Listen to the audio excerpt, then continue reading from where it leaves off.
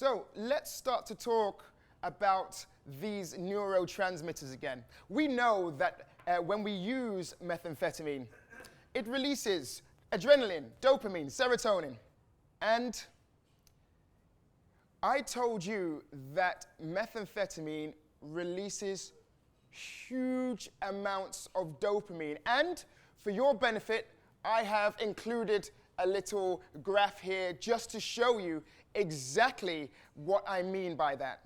Here is your baseline at 0. This is the baseline and the kind of normal level of dopamine in your system. And you'll see that food, which is the red line, sex, which is the teal dark green line, alcohol and nicotine, as well as morphine, releases similar amounts of dopamine into your system. And it's only about 2 units more than your baseline. So you know you have a really good buncha. It feels good. And it feels great. You think, oh, that was delicious. Oh, yeah, oh, no, delicious. That's dopamine that's been released into your system. The next in the release of dopamine is cocaine. And cocaine achieves about 3 units above the baseline of normal dopamine release. And then look at the pink line, everybody. The pink line is methamphetamine, and that one releases up to 10 units more of dopamine than the baseline. So a huge amount of dopamine, way more than any other substance that people commonly use.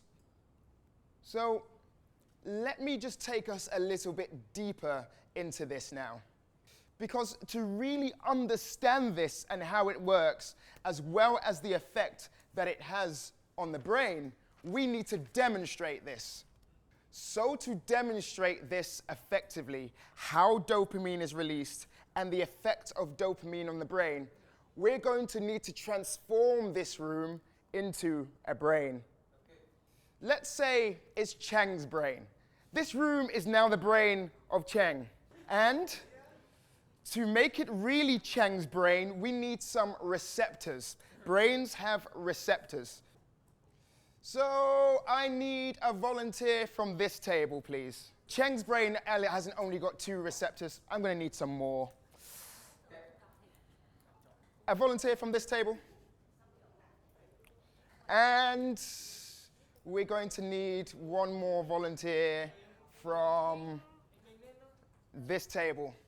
We are inside Chang's brain, and here are Chang's brain receptors stood around now.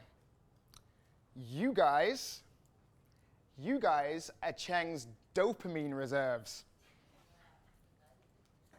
And the dopamine is here.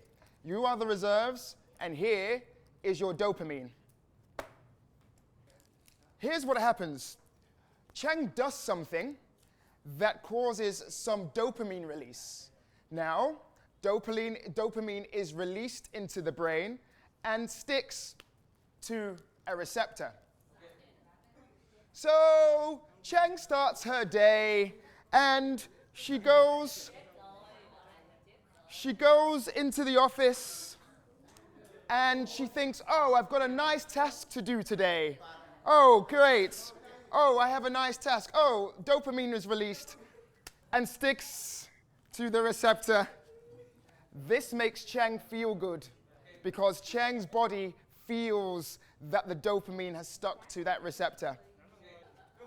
Next, Chang goes for lunch and Chang has a delicious bang xiao. And therefore, Chang has more dopamine released, and Chang is feeling good. Chang has had some achievement, Chang has had some food. Next, Chang goes home and thinks to herself, well, do you know what? I would really like some methamphetamine. And we know how much dopamine is released. We know how much dopamine is released, and this is what sticks to, and that sticks to Chang's receptors, right? Well, you have 30 seconds to demonstrate this. Chang smokes methamphetamine. Loads of dopamine release that sticks to receptors. Go, go, go, go, go. As much dopamine as possible.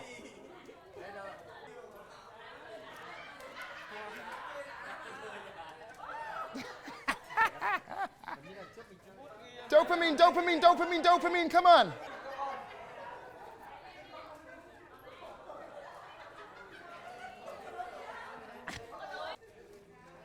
10 seconds, 10 seconds. What has happened to your stores of dopamine? Empty. Cheng's stores of dopamine are empty. They're empty.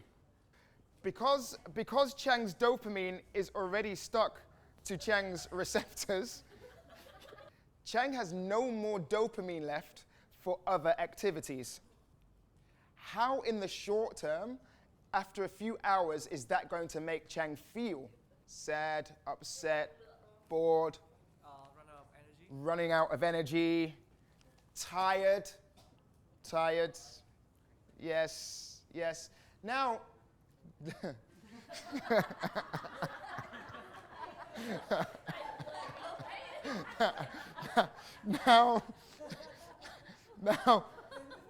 now look at Cheng's receptors and look at all of the dopamine on the base of Cheng's receptors there.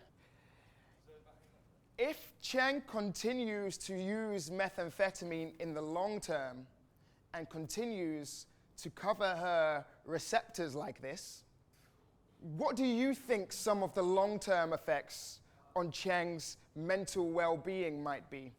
With constant dopamine production and the brain being constantly flooded with dopamine, the brain then thinks, well, I have a lot of dopamine all the time. I'm not going to make any more, or I'm going to make less of that myself. So rather than what we had on the board before, brain damage, which is way, way exaggerated, a lot of the time, long-term use of methamphetamine actually results in sometimes chronic dopamine underproduction. And dopamine underproduction, well, I don't need to tell you what the results of that could be. The obvious is, of course, things like depression, sadness, anxiety.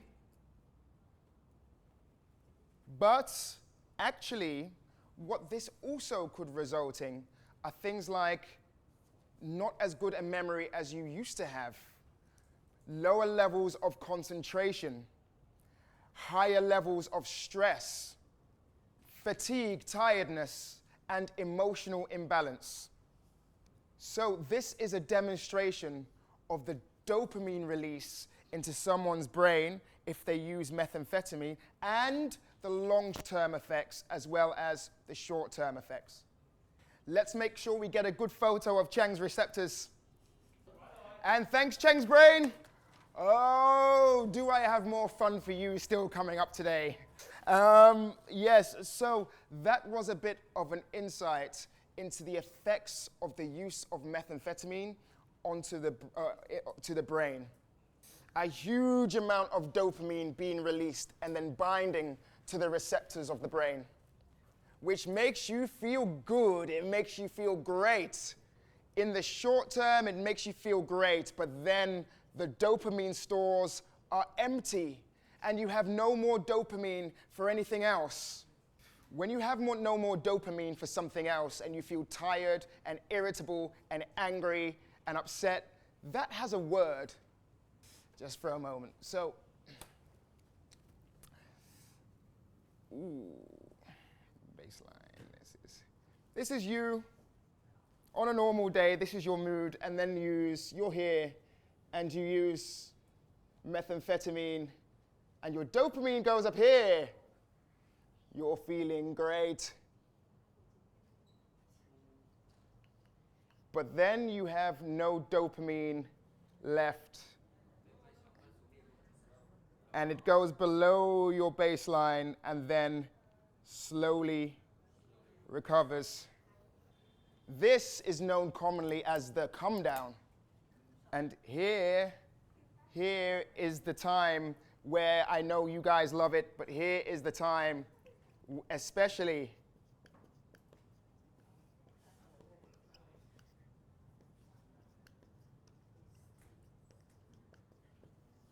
this should be done here, because that helps you to recover your dopamine level more quickly. So this brings us to the end of our session. So we looked at these 2 points yesterday, and today, this morning, we looked at the effects of methamphetamine on mental health, the effects of methamphetamine on the brain, and the possible long and short-term effects, and while taking myths and stigmas into account. Give yourselves a round of applause. You passed the first part.